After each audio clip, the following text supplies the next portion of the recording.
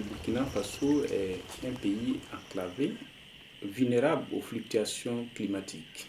Le fleuve du Nakambe n'est pas permanent et comporte beaucoup d'affluents qui forment l'ensemble du bassin qu'on appelle le Nakambe. La ville comprend les principales villes, entre autres la capitale du Burkina.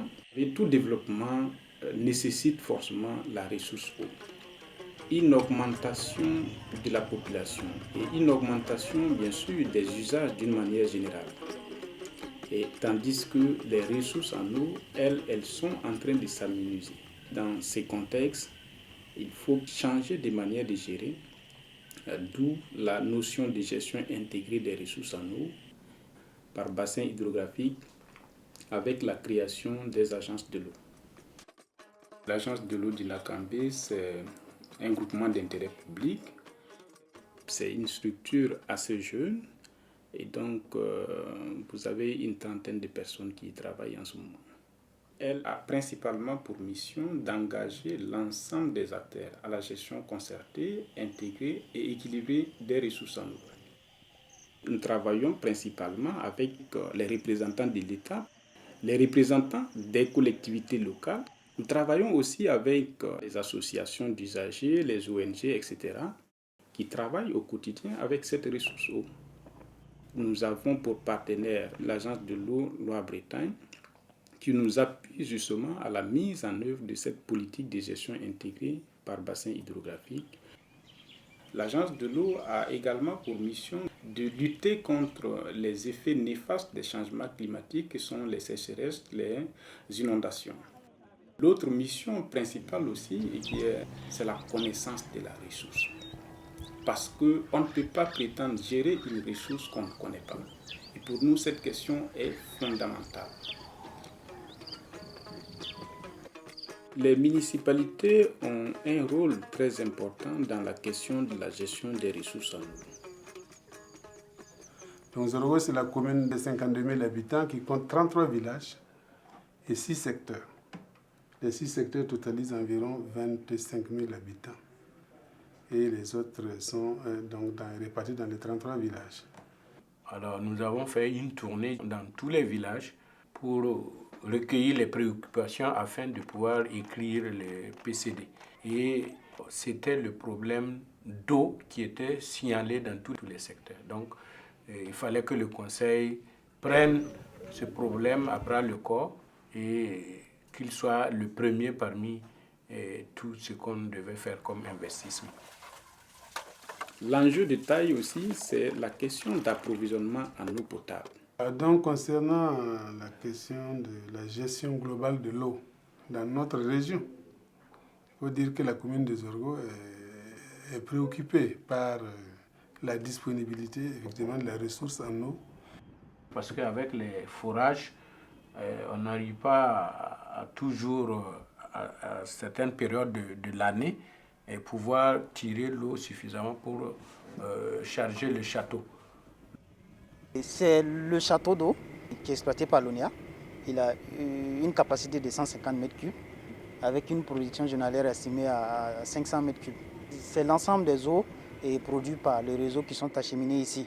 Il faut savoir qu'ici, c'est l'eau souterraine que nous exploitons à partir de 6 forages. Nous avons des membres du conseil qui pensent que Zorgo ne peut être sauvé que par l'eau qui proviendrait de Nakambe.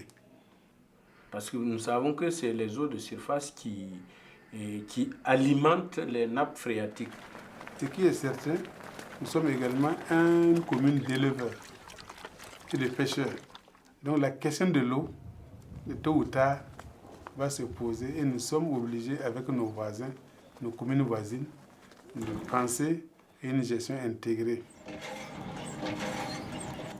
Les comités locaux de l'eau au Burkina sont à l'image du comité de bassin, c'est-à-dire former des représentants de l'État au niveau local, des représentants des collectivités qui sont dans les sous-bassins concernés, mais aussi des représentants des usagers qui travaillent au quotidien avec cette ressource.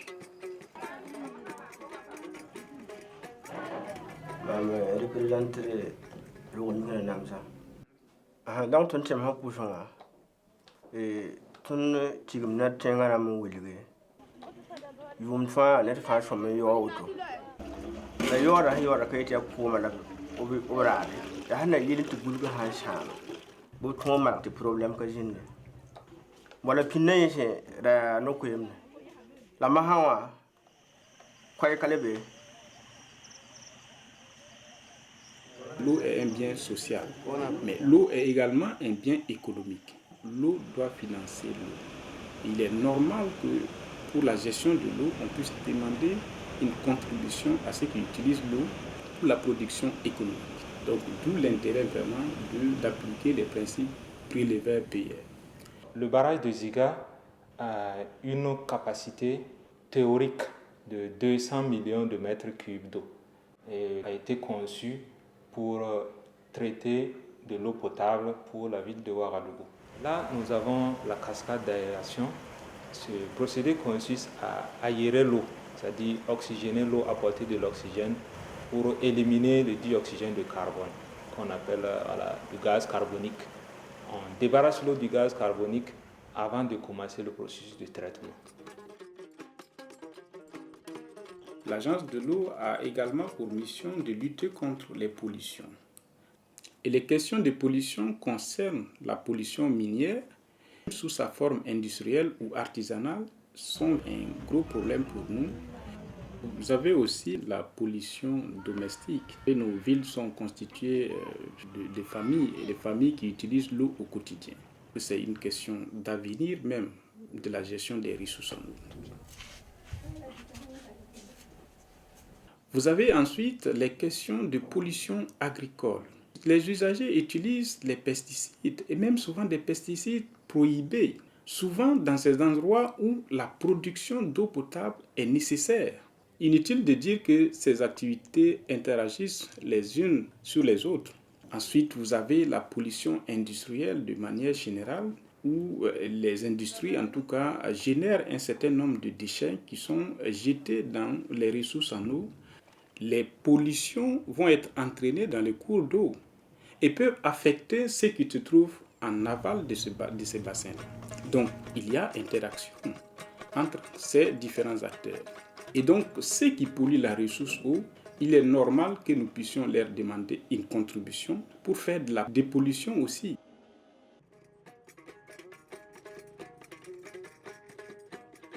Les clés montrent des projets en termes de gestion des ressources en eau et recherchent les financements. Dans nos contrées, nous avons encore toujours le problème d'assainissement parce qu'aujourd'hui, nous rencontrons des villages qui n'ont pas de latrine. Du coup, les populations défèquent dans la nature, ce qui vraiment ne permet pas de régenter un peu la question de la santé publique.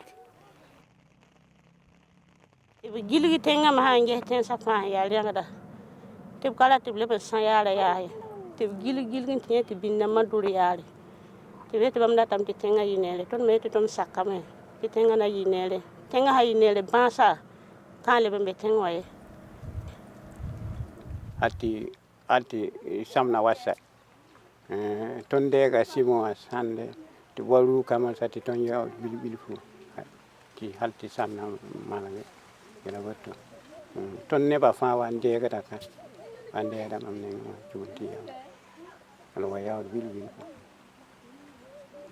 nous permet en tout cas de réaliser pas mal de latrines dans les villages et du coup ça nous permet quand même d'arrêter les maladies. Ça permet d'avoir des jeunes dynamiques et du coup ça permet aussi de combattre la pauvreté.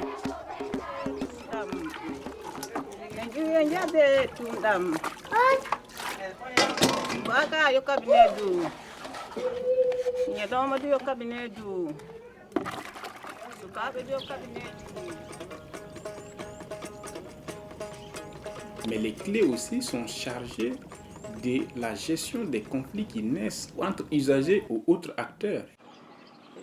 Le conflit entre les usagers et la société minière d'Isangol est né en 2012. Ce conflit a coïncidé avec l'installation de la mine et la construction de nouveaux sites pour reloger les habitants des deux villages. Nous avons des difficultés aussi avec les différents maraîchers, que le clé doit arbitrer avec les éleveurs qui viennent vers ces eaux pour pouvoir alimenter leur bétail. Et pendant ce temps, Ils traversent des cultures, soit les champs de mil ou les cultures maraîchers, les animaux gâtent tout. Et il y a des conflits à tout moment dans notre région ici.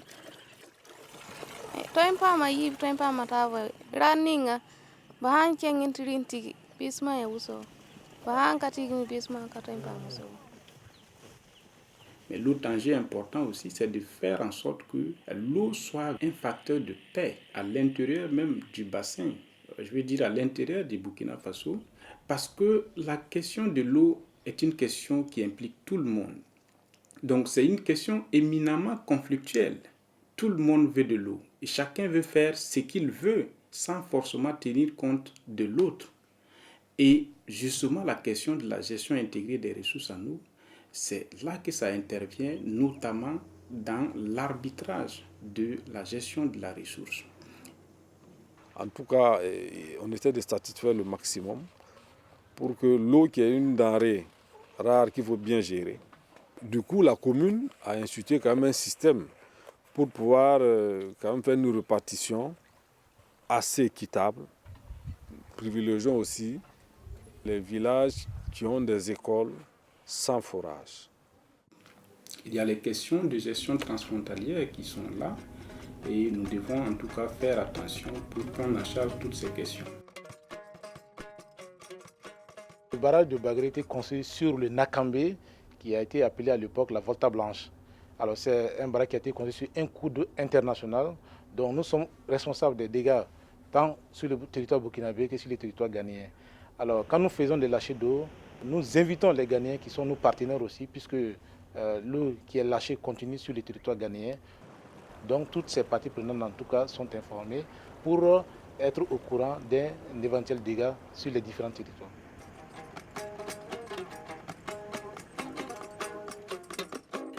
L'autre enjeu aussi, c'est que l'on puisse produire dans les bassins.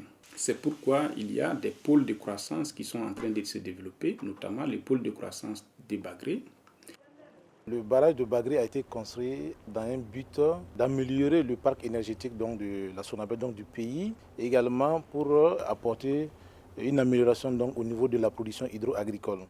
Depuis la création du barrage de Bagré, nous avons enregistré en tout cas une forte affluence des producteurs venant des différentes horizons du Burkina, soit à la recherche des terres pour cultiver, soit au niveau de l'élevage, au niveau de l'agriculture, au niveau du maraîchage, et il y a des pêcheurs même qu'on a tout enregistré. La moyenne kabé n'était pas mais tira formation la même kabé mais n'était pas mais j'imagine ouais. Après j'imagine là il y a souvent des tonneaux d'eau. En quasiment ouais c'est modèle voilà il y a souvent des tonneaux d'eau. So ni barasa anda bewanye barasa anda kabe wa tumda da katarpangai da ya bilbilfu la barasa wa pakateka antuka zima da bemi halti ya soma to tunda tumdi halti tuni sura na no la mama ha pogon wa zima afonwa kawoto yi ton sa ge dunna wa da wala ya makin yamya kuma ya goso ko kuma bo amalla zima kabe woto yi aketa meti tumda katar panga buwa birfu la ton chatan tera me aketan ta ba to meti kuma hambu birfu zima nan leba yikama ya sawa to ko ton hum be kanan ta yum pishila zako to ne ta yum pishila ana ho to ne ton hum be baal kana donc ton silbe kana ton kwada saparo ton kwada shin ton shin kwada ba e sida baal pol ko ton ertal ko bichi ti ton tum jieta ti pam na nimbuida pam na Burkina Faso donc barasa aya bum hit na ton wiso kana donc ya somanen ton wiso ne jinkanga ton pu dina barakuso.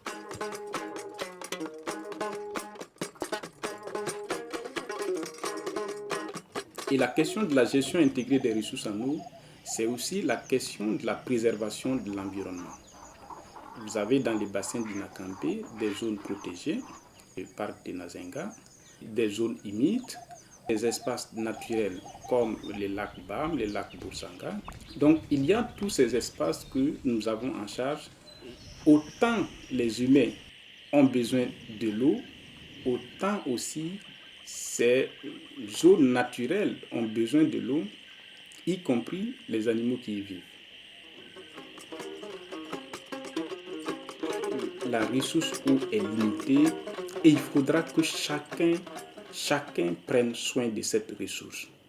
Et chacun, à quelque niveau qu'il soit, il peut jouer sa partition. Il suffit qu'il se demande quel est le rôle important que je vais jouer dans cette question de gestion des ressources en eau, qui est d'une importance internationale, mais d'une importance aussi pour la survie de l'être humain. Donc, c'est vraiment, en tout cas, très important que chacun se donne une mission par rapport à la gestion des ressources en eau. Qu'il faut que nous nous mettions ensemble pour gérer cette ressource. Hey les amis, soyez les bienvenus là. Mes amis, soyez les bienvenus au Fatou. Mes amis.